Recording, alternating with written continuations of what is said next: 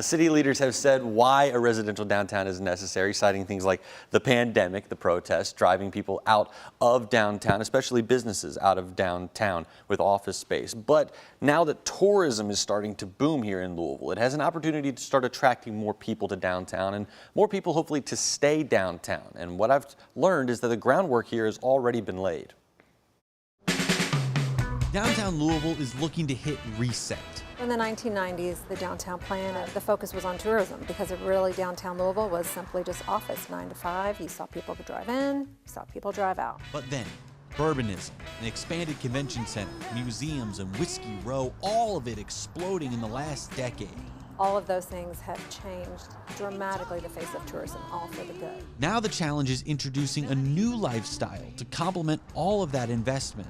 And I do think the next iteration of what we want to see in downtown is the development of more residential opportunities. And the city is in a good position for it. Rebecca Flyshaker with the Louisville Downtown Partnership says downtown has space for renovation and growing areas around downtown that can support a new neighborhood. You have to have strong edge neighborhoods to have a strong downtown. So you want the what's happening over at Beecher, Terrace in the Russell neighborhood, in Old Louisville, Smoketown, NuLu, all of these neighborhoods are getting attention and redevelopment, and there are more opportunities as well. We're very lucky that when other cities were tearing down buildings in the 60s and 70s, we did not. Flyshaker says that most of the buildings here in downtown are zoned C3, which means they can be transformed into practically anything apart from heavy machinery. And that removes one big roadblock. But she did admit that affordability is something that leaders will have to look at if they want to make this change work. The cost of construction has gone up, everything has gone up, and you're just not going to get the rents that would meet that cost of development. So what we want to do is be able to lower that rent cost but still have a nice product that you live in, and that requires a subsidy. The Downtown Partnership will be putting a lot of these details into their new 10-year plan, which is set to be released later this year. Flyshaker says the process won't be like flipping a switch, but there are plenty of reasons to get excited about the potential for a new downtown.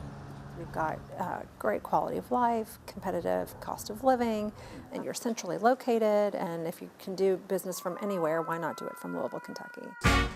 And I would say, why not do it from downtown Louisville?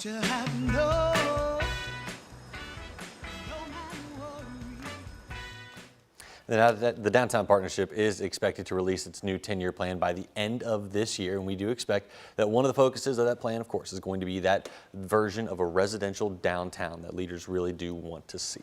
Jim, you've packed a lot into these two pieces the last couple of days, and I'm curious if there is one thing that sort of sticks out to you as what is not the sticking point, but the thing that will make all of this possible. It's going to be that cooperation, I think, from metro government and possibly state government as well to create subsidies. So they mentioned it in the package there in the story that you need to be able to find a way to make these new living spaces more affordable. And with location, cost of construction, rent prices could be very high without those subsidies. So I think that's going to be a key that we need to look for going forward as to how that funding will come in.